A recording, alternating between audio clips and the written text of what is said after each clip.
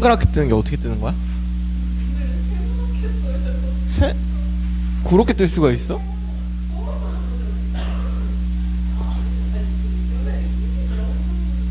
근데 세모라 뜬 게 아니라 그냥 세모로 생긴 거 아니야? 왜냐면 눈을 세모로 뜰 수는 없는 거잖아. 욕 같다고요? 아 진짜? 눈이 원래 어떻게 생겨야 돼? 동그랗게 생겨야 돼?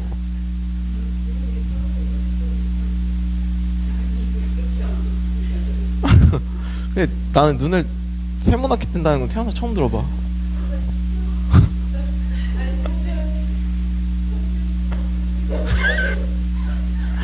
그게 도대체 어떻게 생긴 거죠?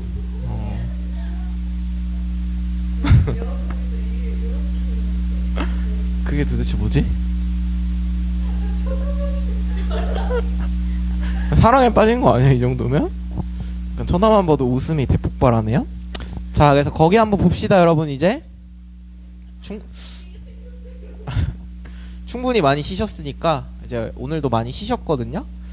근데 아까 첫 번째 시간 할 때는 진짜 거의 사람들이 이 상태였어. 거의 이 상태였어요 진짜. 아 저는 시체입니다 약간 이 상태였거든요. 그래서 진행하기가 굉장히 어려웠는데 쉬는 시간 한 번 쉬고 오니까 체력이 조금씩 살아나는 느낌이네.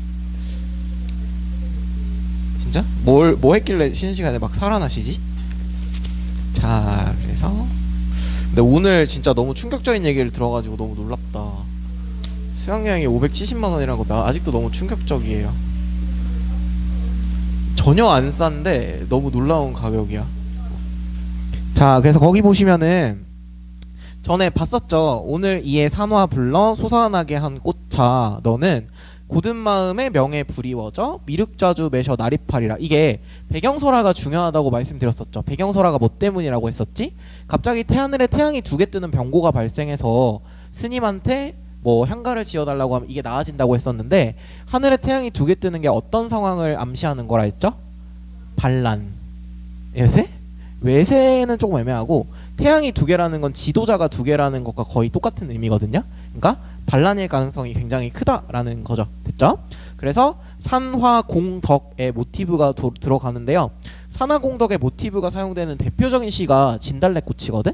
그래서 이 도솔가하고 다른 작품하고 제망매가하고 저기도 진달래꽃도 같이 올 수 있겠죠. 꽃을 뿌리는 모티브가 조금 들어가 있으니까. 그래서 산화의 노래를 불러서 뿌려온 꽃아 너는 고든 마음에 운명에 불이워져서 미륵 좌주를 매셔서 버려서 늘어서라 뭐 이런 느낌이니까.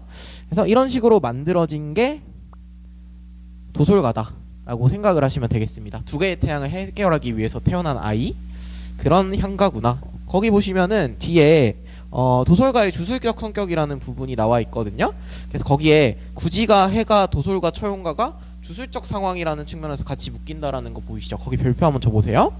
동서양을 막론하고 고대인들은 모든 삼라만상이 보이지 않는 초인적인 힘에 의해 지배되고 운행되는 것으로 믿었고, 초인적인 힘을 인간의 편으로 유도하고 조작하여 닥쳐올 불행을 예방하고 평안을 유지할 수 있는 여러가지 수단을 생각했었는데, 주술적 힘을 갖고 있는 아이가 집단적 서사시를 통해서 드러난다고 했었고, 그런 부분들이 아직까지 초기 한가에는 남아있다고 말씀을 드렸었죠. 그래서 초기 한가는 고대가요의 성격을 아직 완전히 벗어내지 못했기 때문에, 자 그래서 국문학의 초기에 나타난 주술가요들은 대체로 주술의 대상을 호명하고 주술의 핵심 내용을 명령형으로 제시한 후에 명령을 이행하지 않았을 경우를 가정하여 위협을 가하는 호명, 명령, 가정, 위협의 형태를 보였다. 이게 구지가에서 시작된 문화거든요. 왜냐면 이 문헌 연구라는 것 자체가 이때까지 있었던 것을 연구하는 것이기 때문에 있었던 구지가가 기준이 되는 경우가 굉장히 많다라는 거죠. 그래서 구지가에서 시작됐던 호명, 명령, 가정, 위협의 형태가 어느 정도 문화로 자리 잡아 있는 건데,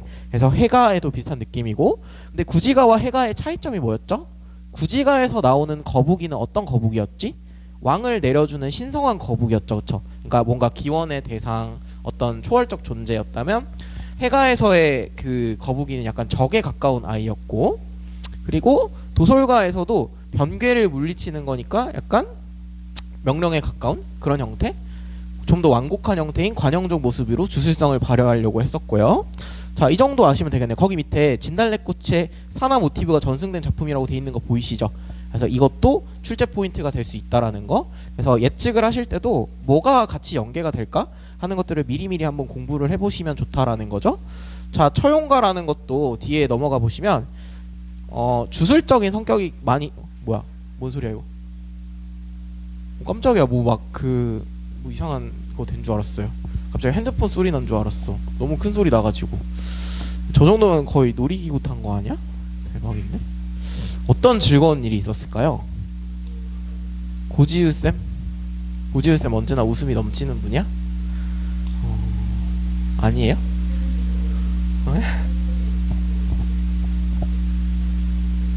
고지우쌤이 웃겨? 고지우쌤 뭐가 웃기시지? 그런 이미지가 아닌데? 아니야? 웃긴 이미지야? 나는 좀 사실 무섭게 생겼다 생각했는데 말 안 해봐가지고. 진짜? 유나는 수학 안 듣지 않아? 별명으로 부른다고요? 그러면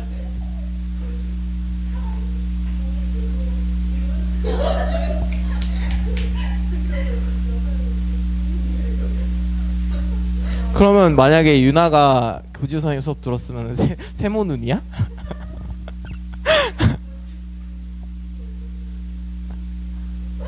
아.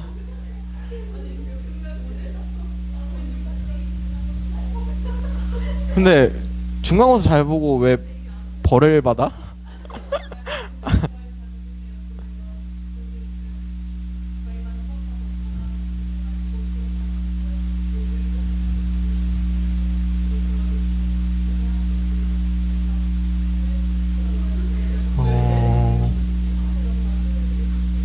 왜 시험 잘 보고 왜 벌을 받지?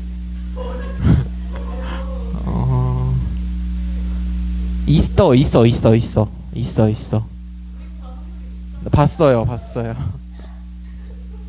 아, 유신고에 엄청 잘생긴 애 있대. 야구하는 애라던데. 야구하는데 엄청 잘생긴 애 있대. 별명이 유신고 차은우라고 그러던데. 근데 개나 소나 차은우긴 한데 어쨌든 유신고 차은우 있대요. 차은우가 아니라 여자를 만들어야 되는 거 아니야? 앤토니 뭐야? 장하오는 또 뭐야?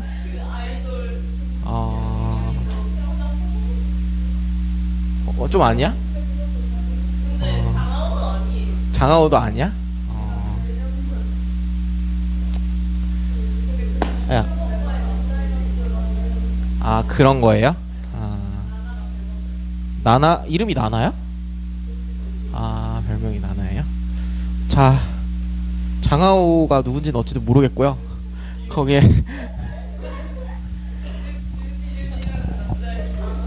고지우 선생님 좀 치명적이시네. 사람을 지훈이라고 불러요? 아,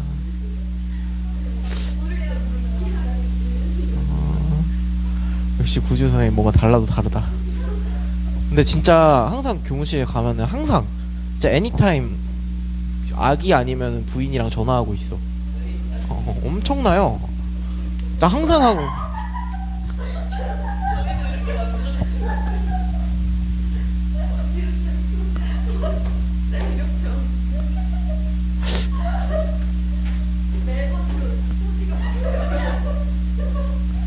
손 떨린다.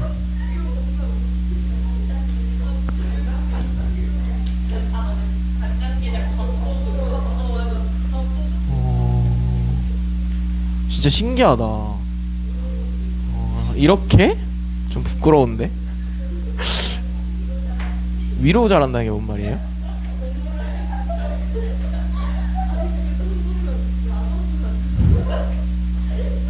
머리카락이 위로 자라? 팽창한 앞으로 헤어예요?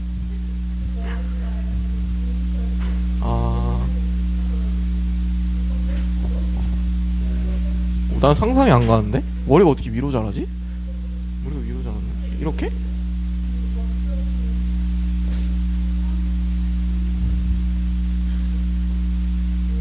질감?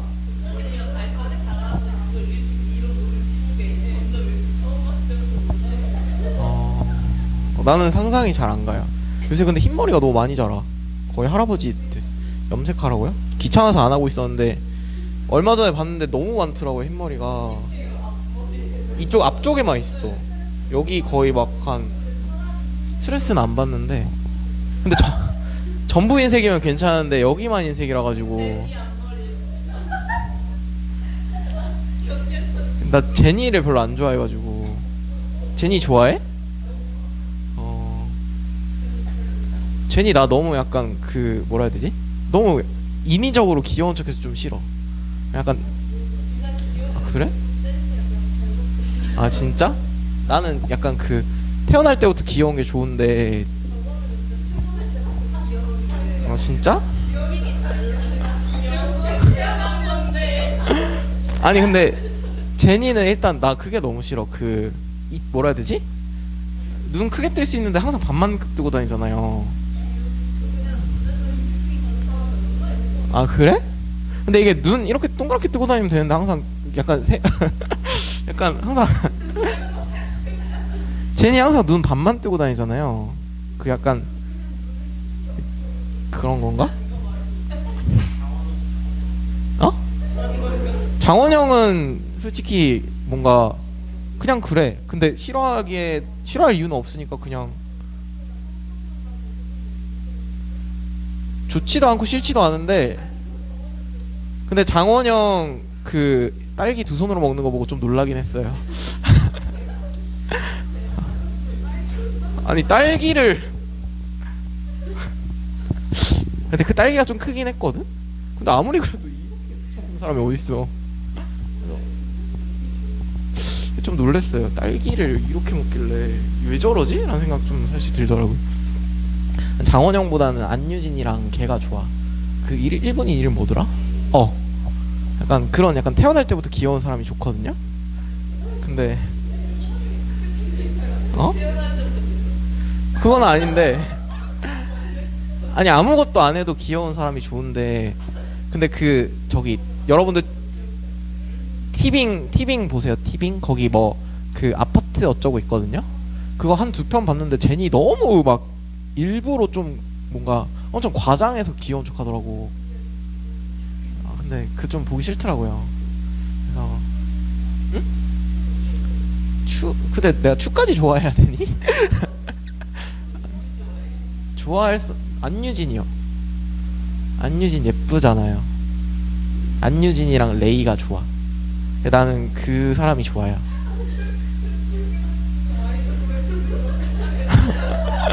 아이브 노래는 잘 안 듣고 뉴진스 노래 잘 안 들어. 나 약간 뭔가 좀 동방신기? 나 약간 뭔가 좀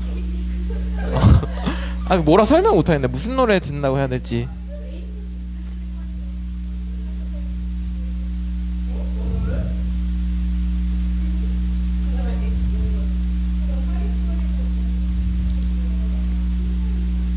나 약간 그런 거 많이 들어. 좀 뭔가 홍대병 같은 노래 많이 들어요. 홍대병 같은 노래 많이 들어. 아니 약간 그런 거 많이 들어. 아니 그런 거 말고 뭐라 설명해야 될지 모르겠어. 막 인디밴드 이런 거 많이 들어요. 인디밴드 이런 거 많이 들어. 약간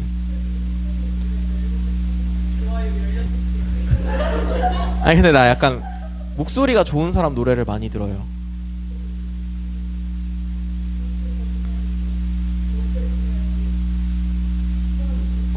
약간 볼빨간 사춘기랑 막 그런 쪽 노래 많이 들어. 볼빨간 사춘기가 유명해졌으니까 이제 아니지. 옛날에는 그냥 이상한 애들만 듣는 노래였어요. 그래서 그런 약간 그런 거 많이 들어. 좀 목소리가 좋은 사람 노래를 많이 들어요. 근데 아이돌 노래는 그렇게 많이 안 들어. 일단 가사를 알아듣기가 너무 어려워가지고. 남자 노래는 절대 안 듣고요. 여자 노래는 나오면 한번 들어는 보는데 오래 들을 만한.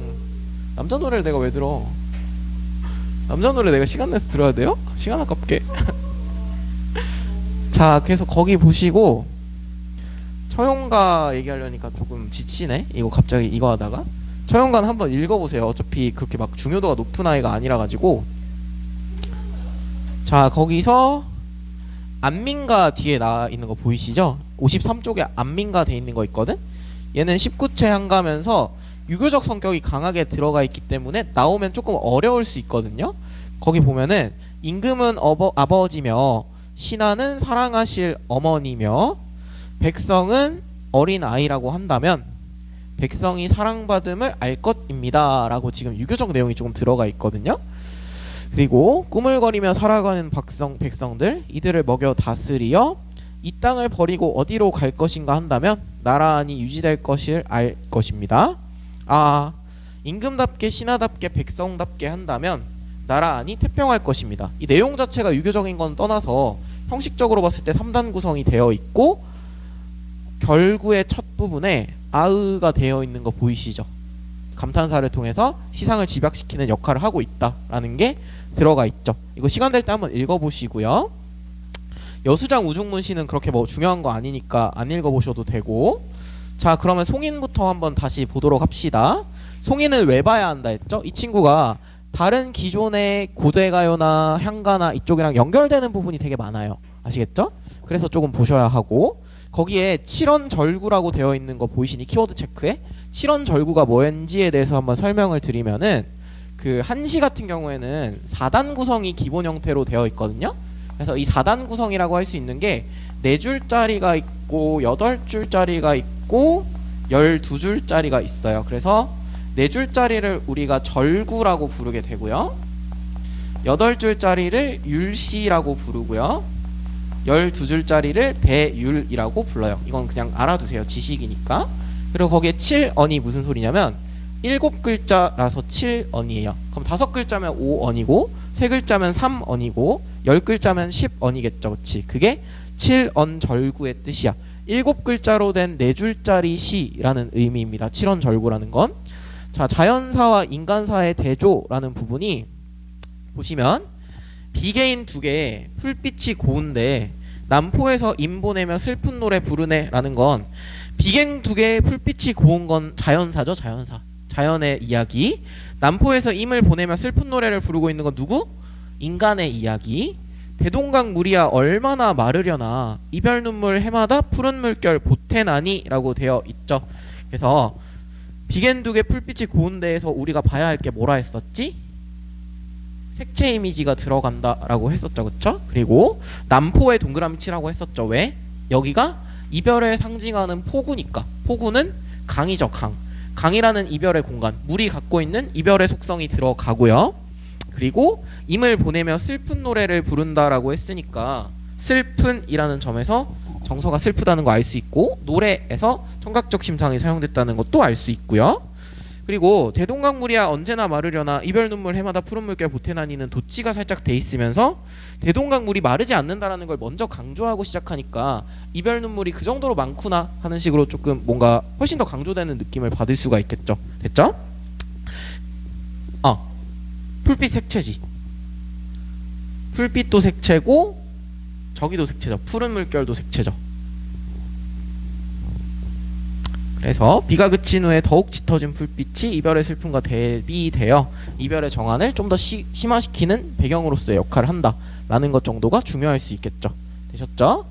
그래서 이 작품은 우리나라 한시 중 이별가의 백미로 평가받는 칠언절구의 한시고요. 서경과 서정이 절묘하게 조화를 이루고 있다. 얘들아, 서경은 뭐지? 경치에 대한 이야기, 서정은 정서에 대한 이야기. 그래서 이런 모습들을 통해서 자연사와 인간사의 대조를 통해 이별의 정환을 심화시키는 거, 확대시키는 거, 이게 송인의 구성 방식입니다. 되셨죠? 그래서 기승전결, 백미는 약간 흰색 눈썹이라는 소리거든요. 그래서 가장 뛰어난 약간 이런 느낌이라고 생각하시면 돼요. 되셨죠? 자, 그래서 뒤로 넘기셔서 진달래꽃 있어요. 진달래꽃. 자, 진달래꽃에 보시면 이별의 정안 나와 있죠. 이별의 정안이 일단 가장 중요하고요. 진달래꽃의 구성 방식을 한번 보면은 일단 첫 번째로 들어갔을 때 수미상관이 변형되어 있다라고 하는 것들이 있거든요. 그래서 수미상관의 뜻이 뭐지? 나보기가 역겨워 가실 때에는 말없이 고이 보내 들이우리다였다가 나보기가 역겨워 가실 때에는 죽어도 아닌 눈물 흘리우리다라고 되어 있는 거 보이시죠? 그러면 나보기가 역겨워 가실 때에는 거의 똑같지만 이게 반복되는 과정에서 조금 변화가 있죠. 그치? 그래서 이건 수미상관이면서 반복과 변주 정도로 평가를 하거든요. 그래서 수미상관이 완전히 똑같아야 하는 게 아니야. 어느 정도는 차이가 있을 수가 있어요. 그래서 변화가 조금 들어가 있는 정도의 수미상관이다 라고 보는 게 그 부분으로 생각하시면 됩니다. 그쵸? 자, 그래서 나보기가 역겨워 가실 때에는 이라고 가정을 하고 있죠. 당신이 만약에 내가 역겨워서 가신다면 말없이 고이 보내 들이우리다 라는 점에서 뭘 알 수 있어요? 체념하고 순응하는 모습을 볼 수가 있겠죠. 됐죠? 영변의 약산 진달래꽃. 얘들아, 영변의 약산이라는 부분에 밑줄 한번 쳐볼까? 영변은 실제로 있는 지명이거든. 그래서 실제로 있는 지명을 활용하면서 어떤 뭔가 향토성을 부여하고 동시에 신빙성을 조금 부여하는 부분인데요. 이게 향토적인 소재가 왜 중요하냐면 김소월이 언제 살았던 사람인지 아시죠? 일제강점기에 살았던 사람이거든. 근데 김소월한테 저항시인이라고 이름을 붙이는 사람은 세상에 아무도 없어요. 김소월은 저항이랑 아무 관계가 없거든. 그럼 일제강점기에 살면서 이 사람은 무슨 역할을 했냐라고 했을 때 김소월하고 비슷한 성향을 가진 사람이 백석이거든. 백석하고 김소월은 둘 다 향토시인 정도는 될 수가 있어요. 우리나라의 옛 것들이나 전통적인 것이나 향토적인 것들에 관심을 많이 가지면서 백석 같은 경우에는 음식 같은 시를 되게 많이 썼고요. 김소월 씨 같은 경우에는 어떤 우리나라의 정서나 뭐 마음이나 이런 거, 민족 정신 같은 거에 대한 시를 되게 많이 썼거든요. 그래서 한의 정서가 드러나고 영변의 약산 진달래꽃 이런 걸 통해서 어떤 토속적 소재를 사용하고요. 그래서 약산에 진달래꽃이 되게 많이 있나 봐요. 아름 따다 가실 길에 뿌리 우리다. 얘들아, 아름이라는 게 뭐지? 아름은 이렇게 팔로 안았을 때 그 한아름 말하는 거거든. 그러면 진달래꽃을 한아름 안았다는 건 진달래꽃이 도대체 얼마나 많을까? 굉장히 많겠죠. 그래서 아름 따다가 가실 길에 뿌리 우리다라는 게 가실 길이 어떤 가실 길이죠? 님이 떠나는 길이죠. 그치? 근데 꽃을 따다 뿌려주는 걸 우리가 산화공덕이라고 했잖아요. 산화공덕은 꽃을 산개, 꽃을 뿌리면서 덕을 빌어주는 걸 우리가 산화공덕이라고 불러요. 됐죠? 근데 산화공덕의 모티브가 들어가 있고 덕을 빌어주면서 이별을 축원하는 느낌이기 때문에 굉장히 이상한 거죠. 알겠죠? 그래서 이미 나를 버리고 떠나신다는데 꽃을 뿌리면서 축복해준다니까 느낌이 조금 이상하잖아요. 그쵸? 그래서 이 부분이 조금 신기한 부분이라고 할 수가 있습니다. 그래서 도솔가에 나오는 상하공덕의 의식과 좀 연결되는 부분이 있고요. 가시는 걸음걸음 놓인 그 꽃을 사뿐히 지려밟고 가시옵소서라고 되어 있는데, 얘들아, 사뿐히 지려밟고 가시옵소서에 밑줄임이 쳐져 있죠. 근데 사뿐히 지려밟고는 말이 안 되는 표현이에요. 왜냐면 지려밟다가 뭐지? 그냥 완전 지디기듯이 찌지지지직 하는 건데 사뿐히 그렇게 할 수 있어요? 사뿐히 지려밟으려면 거의 뭐 그냥 안 돼. 그쵸? 그러니까 이 부분을 역설이라고 보시면 됩니다. 되셨죠? 사뿐히 지려밟다는 역설법. 자, 그리고 나보기가 역겨워 가실 때에는 죽어도 아니 눈물 흘리우리다 라고 되어 있는데, 죽어도 아니 눈물 흘리우리다라는 걸 우리가 네 글자로 애이 불비라고 해요. 굉장히 슬프지만 절대로 울지 않겠다. 애이 불비라고 하거든. 근데 어쨌든 죽어도 아니 눈물 흘리우리다라는 게 따지고 보면은 요즘은 이거에 대한 해석이 조금씩 바뀌고 있는데, 옛날에는 획일적으로 그렇게 배웠어요. 이 시는 표면적인 생각과 이면적인 생각이 다르기 때문에 표면적으로는 굉장히 체념하는 것 같고 순응하는 것 같고 다 받아들이는 것 같지만 속으로는 피눈물을 흘리고 있다, 뭐 이런 식으로 가르쳤었거든. 근데 요즘은 그걸 어떻게 알아? 라는 쪽에 좀 더 가서 이 마지막이 반어인지 아닌지가 조금 뭔가 갈리기는 해요. 근데 일단 일반적으로는 죽어도 아니 눈물 흘리우리다라는 부분은 반어법의 사용으로 봅니다. 이유가 뭐냐면 헤어졌는데 진짜 눈물 안 흘릴 거면 나 진짜 안 울어? 나 절대 안 울 거다, 이런 말 안 한다라는 거죠. 진짜 헤어졌는데 슬프지도 않고 울지도 않을 거였으면 꺼져 라고 하지, 나는 네가 헤어져도 절대 안 울 거야, 이거는 거의 찐따잖아요. 그쵸? 그러니까 이미 운다라고 했다라는 시점에서 안 운다라고 하는 시점에서 눈물 흘리기 직전이다 라고 보고 여기를 반어법의 사용으로 본다 라고 이해하시면 될 것 같아요. 됐죠? 자, 그래서 이 시 같은 경우에도 마찬가지로 음보를 끊었을 때 나보기가 역겨워 가실 때에는 이런 식으로 삼음보로 끊긴다라고 말을 하거든요. 거기에 추가적으로 얘는 삼음보의 자연스러운 반복을 통해서 운율이 형성되고 추가적으로 7, 5조의 민요적 율격이 들어가 있다라고 보는데, 근데 여러분들 7, 5조가 민요적 율격이라고 보통 말을 하는데 얘가 전통 민요는 아니고요. 이거 약간 외국 민요가 7, 5조가 많아. 그래서 이게 민요적 율격이 맞는지 아닌지도 논란이 되게 많거든요. 거기에 추가로 뿌리 우리다, 뿌리 우리다, 우리다가 반복되니까 가군의 형성이 있죠. 사실 이 시 같은 경우에는 그 외형률의 요소를 거의 다 갖추고 있어요. 그치만 이거를 정형시나 외형률로 보지 않는 이유는 뭐냐면 결국은 내재율이라는 건 2번 이상의 자연스러운 반복이 있으면 무조건 다 되는 거니까 이런 요소조차 자연스러운 반복으로 평가를 하게 되는 거죠. 그냥 그렇게 반복이 되고 있구나 정도? 삼음보가 반복되는구나, 7, 5조가 반복되는구나, 가군이 반복되는구나 정도로 보는 거지 이게 애초에 정해져 있는 틀로 보진 않는다라는 거죠. 그래서 그런 요소를 가지고 있는 자유시, 서정시, 내재율이 사용된 시 정도로 보시면 됩니다. 됐죠? 그래서 거기에 여성적 어조라고 되어 있는데 요즘은 여성적 어조 이런 말은 잘 안 쓰고요. 그 존댓말로 끝나고 있잖아요. 그래서 경어체 사용 정도로 적어주시면 될 것 같아요. 자, 그래서 사뿐히 지려밟고 하고 죽어도 안 이놈을 흘리우리다라고 하고 A불비하고 삼화공덕 이런 것들은 알아두시면 좋습니다. 왜냐면 개념이니까. 됐죠? 자, 그래서 수미상관이라고 되어 있는 부분이, 얘들아 수미상관의 장점이 뭐지? 구조적 안정감하고 자연스럽게 운율 형성이 되죠. 똑같은 게 2번 반복되니까. 그치? 그래서 그런 부분들, 그리고 의지가 강조될 수 있겠죠. 2번 말했으니까. 됐죠? 그리고 얘들아 말없이 고이 보내우리다, 죽어도 안 이놈을 흘리우리다 이런 것들 태도로 따지면 무슨 태도야? 극단적 태도? 글적 약간 의지적 태도 좀 될 수 있겠죠. 체념적 태도도 될 수 있고 의지적 태도도 조금 살짝 될 수 있고, 절대 하지 않겠다라는 걸로 이해를 하면은 의지가 될 수도 있고, 근데 뭔가 사랑하지만 그냥 보내겠다 이런 느낌으로 받아들이면 완전히 다 자포자기한 사람처럼 느껴질 수도 있고, 이게 되게 해석하기 나름이거든요. 그래서 이 시가 옛날에는 되게 편했어요. 옛날에는 그냥 생각 없이 겉과 속이 다른 시야 정도로 처리하고 넘어갔으면 됐는데 이제는 해석의 다양성을 존중하는 시대가 되어버려 가지고 생각하기 나름이야. 그러니까 이걸 내가 받아들일 때 이 사람이 절대로 진짜 울지 않을 거야 라는 의지를 드러냈다고 볼 수도 있고, 아니면 그냥 다 자포자기 해버려서 가세요 흑흑 이렇게 볼 수도 있다라는 거죠. 됐죠? 되셨죠? 그래서 뒤로 넘겨서 거기에 가시리와 진달래꽃과 석영별곡의 비교라고 돼 있는 부분에 거기 별표 하나만 치자. 가시리와 석영별곡과 진달래꽃은 상황이 모두 똑같다고 말씀드렸죠. 사랑하는 사람과 이별하는 상황인데 주제는 이별의 슬픔인데 운율도 삼음보로 똑같거든요. 근데 화자의 태도의 차이가 있어요.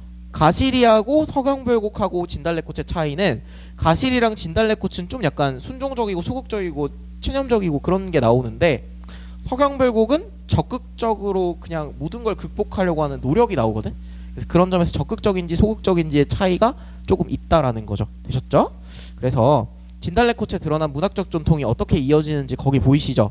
도솔가에서 산하공덕을 노래하고 있고 가시리, 석영별곡, 황진이, 시조, 진달래꽃 이런 식으로 이별의 정안을 노래하고 있고 이런 식으로 이어진다 라고 되어 있는 부분입니다. 됐죠? 다음 페이지로 넘기셔서 이제 가시리 한번 보도록 할게요. 자, 가시리 보시면은 얘들아 일단 이거 삼음보로 읽으려면 어떻게 읽어야 할까? 나는은 안 읽으시는 거예요. 나는은 안 읽으시고 가시리 있고 이렇게 읽으시면 됩니다. 그래서 여기에서 알 수 있는 운율 형성 방식은요, 얘는 정형시잖아요. 그러니까 정형시적으로 삼음보가 나타나고요, 음수율로 따졌을 때는 332조의 음수율이 나타나요. 그리고 거기에서 나는은 그럼 정체가 뭘까? 라고 한다면 이게 그 여음구라고 하거든요. 요음구하고 조음구는 약간 비슷한 말인데, 여음구하고 조음구는 비슷한 말인데 이게 남는 음이라는 소리야. 별다른 뜻은 없지만 음률을 맞추기 위해서 넣어놓은 음이라는 소리거든. 그래서 이게 흥을 돋우기 위한 조음구하고 약간 비슷한 소리인데요.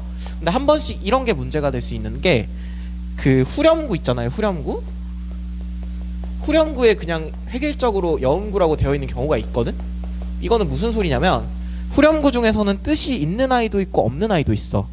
후렴구인데 뜻이 없으면 여음구가 될 수 있거든. 근데 후렴구인데 뜻이 있으면은 여음구가 아닐 수도 있어요. 후렴구 중에 뜻이 있는 아이가 분명히 있습니다. 기억해 두세요. 그래서 그렇게만 알고 계시면 되고, 그래서 거기 보시면 가시리 있고가 332에 3음보로 읽히게 되고요. 버리고 가시리 있고 가실 겁니까? 가실 겁니까? 나를 버리고 가실 겁니까? 라고 지금 뭔가 이별의 상황을 맞이했을 때 되묻는 느낌이 조금 나죠. 날러는 어디 살라 하고 버리고 가시리 있고, 그리고 거기에 위증질과 대평성대가 아무 의미 없는 여음구라고 돼 있죠. 이게 뜻이 없는 후렴구라서 그렇게 돼 있는 거야. 그러니까 후렴구랑 여음구가 같은 말이 아니에요. 뭔 느낌인지 아시겠죠? 그래서 노래 내용과는 아무 관계가 없고요. 그래서 나는 도대체 어떻게 살려고 버리고 가시는 겁니까? 라고 얘기를 하는 부분이고, 잡사와 두얼이 많은 선하면 아니올세라. 얘들아, 잡사와 두얼이 많은 애 별표 한번 쳐볼래? 잡사와 두얼이 많은이 무슨 뜻이냐면 잡고 싶지만 선하면이 무슨 소리죠? 당신의 기분이 서운해지면 아니올세라 라고 돼 있죠.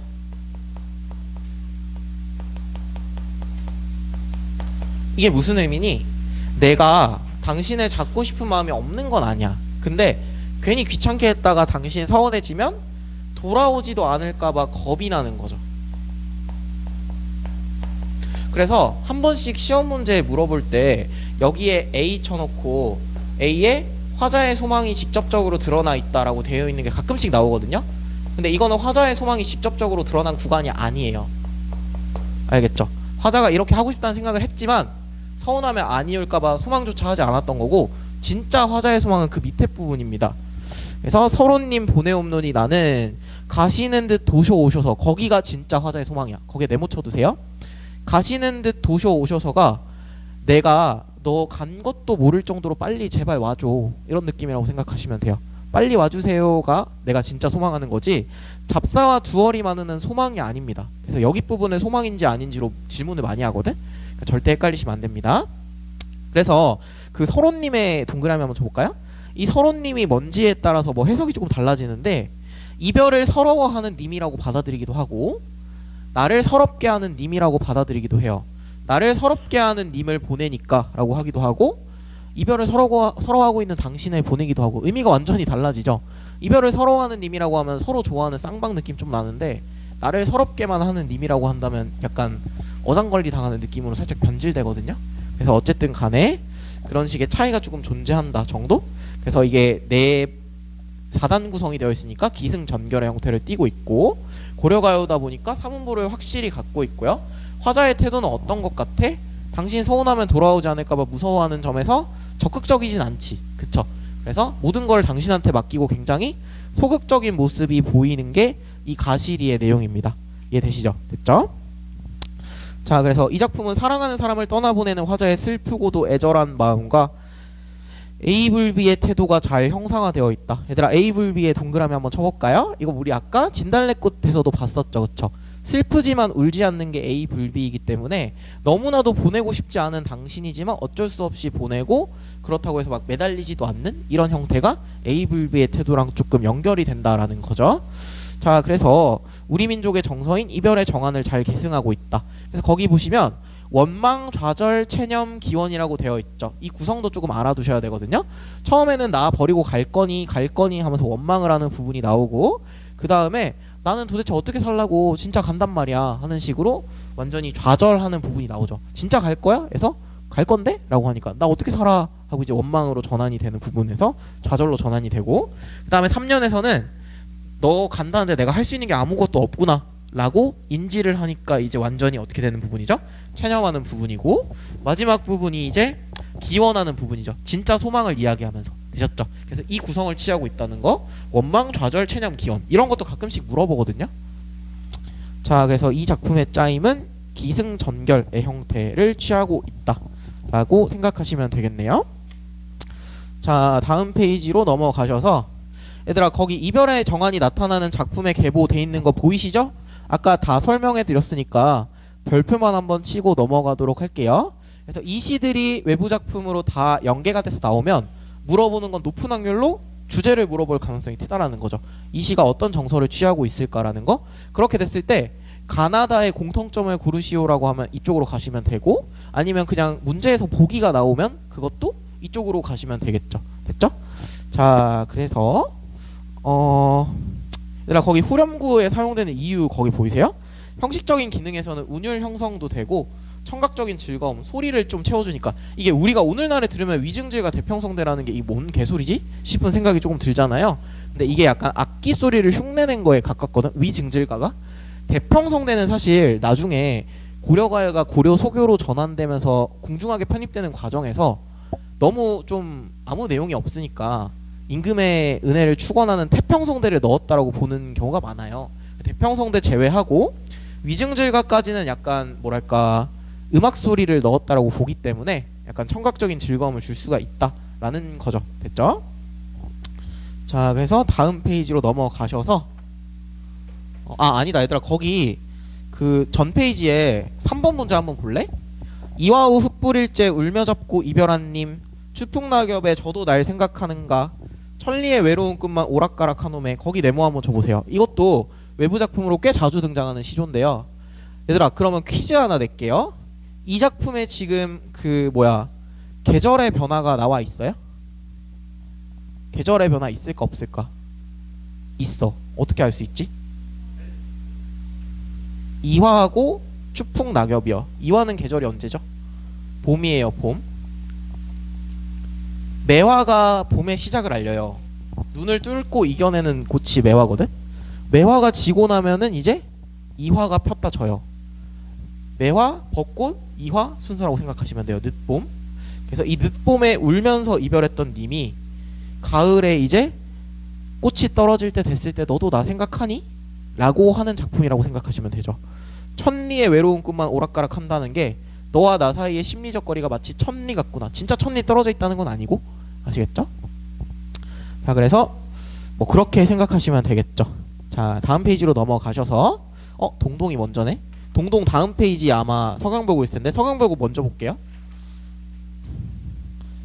자, 서경별곡 보시면은, 근데 이 서경별곡 같은 경우에는 여러 가지로 바라보는 시선이 조금 있는데요. 그 이유가 뭐냐면, 여러분들 내가 고려가요 같은 경우에는 특징이 되는 게 수정과 청가가 굉장히 자유롭다라고 했었었죠. 그리고 이때 당시에만 해도 이 고려가요기 때문에 실제로 사람들이 부르고 다녔던 노래라고 생각하시면 되거든요. 그래서 유행하는 구절을 자유롭게 수정과 첨가시킬 수 있었다라고 보는 게 이 서경별곡에서 잘 드러나거든. 그래서 거기 부분에 어디 부분이 좀 이상하냐면 3년 부분이랑 2연 부분이랑 1연 부분이랑 말투가 조금씩 다 다르거든요. 그래서 그런 부분 때문에 이 서경별곡이라는 작품은 뭘로 보냐면 1연은 여자, 2연은 남자, 3연은 여자, 이런 식의 대화로 보기도 하고요. 원래는 1연과 3연밖에 없었는데 사이에 2연을 끼워 넣었다라고 보기도 하고요. 여러 가지 시각이 조금 있기는 한데, 자, 그래서 거기 보시면은 서경이 아질가 서경이 서울이 마르는 이라고 되어 있는데, 여기는 음보를 보통 어떻게 세냐면 서경이 아질가 돼 있는 부분 잘라내고 서경이 서울이 마르는 여기만 3음보로 세거든요. 서경이 서울이 마르는 뒤에 부분 3개만. 그래서 서경이 서울이 마르는. 근데 또 동동은 음보를 셀 때 후렴 여음구를 세요. 그러니까 이게 매번 다르거든. 어떻게 세는지는 좀 살짝 억지에 가깝고요. 그래서 서경이 아질가는 2번 반복되어 있는 거라고 보는 거고, 서경이 서울이 마르는 이게 무슨 소리냐면 서경은 평양이고 이때 당시에 서울은 어딜까요? 개성이죠. 개성. 개성이 그 고려의 수도잖아. 그래서 고려의 수도는 개성이고 평양은 소성경이라고 불렀거든요. 그래서 서경, 남경, 뭐 동경 뭐 이런 식으로 불렀다고 하더라고요. 그래서 서경인 평양과 개성. 그래서 서경이 거의 서울로 느껴질 정도로 좋다라는 소리거든. 그러니까 예를 들어서 여러분들 뭐 되게 막 잘 만나고 있었는데 갑자기 남자친구 이사 간다고 어디야 저기 뭐 어디 가지? 저기 남극 같은 소리야. 부산으로 이사 간다고 생각해 보세요. 그러면은 기분 어떨 것 같으세요? 뭐 아싸 이럴 수도 있고 아니면 좀 슬플 수도 있고 그렇긴 한데 어쨌든 간에 닭곤디 소성경 고해말은 얘들아 고해말은에 거기에 별표 한번 쳐보시고요. 이게 뭐의 활용형이냐면 어이구 괴다라는 게 있거든요. 괴다는 알아두세요. 옛날에 중세국어에서 괴다의 의미가 러브의 뜻이었습니다. 그래서 괴다라는 건 러브인데요. 그래서 나는 닭곤디 소성경을 교해말은 이라는 부분이 이 소성경 잘 정비되어 있는 평양을 나는 사랑하지만 이라는 뜻이거든요.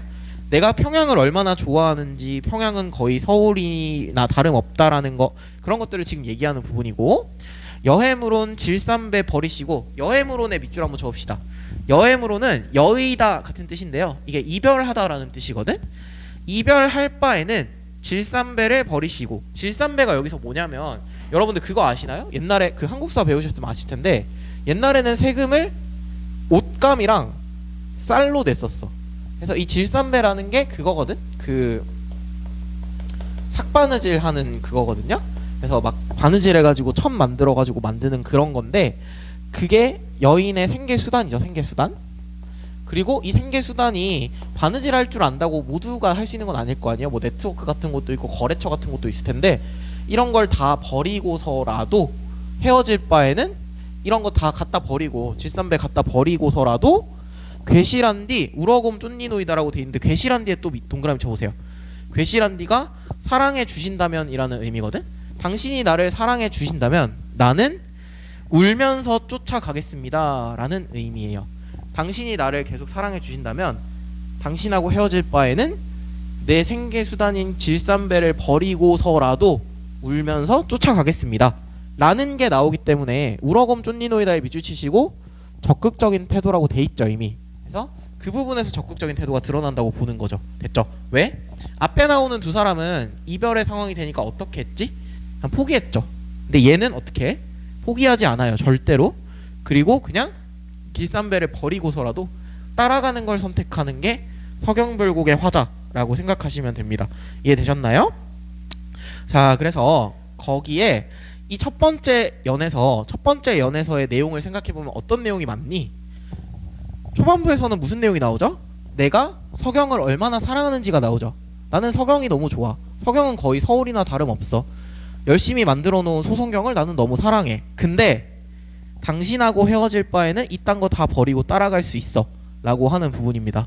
뭐지? 왜 이렇게 갑자기 피곤해 하시지? 체력의 한계가 찾아온 건가요? 근데 진짜 딱 쉬는 시간 끝나고 한 50분 정도 지나면 지치기 시작하네? 거의 생체 리듬으로 만들어진 건가? 자, 어쨌든 간에 그러면 또 쉬어야 되나? 거의 뭐 쉬는 시간이 거의 1시간인데? 자, 그럼 일단 잠깐 쉬고 2연 3연 마저 하고 할 게 조금 남긴 했는데 어쨌든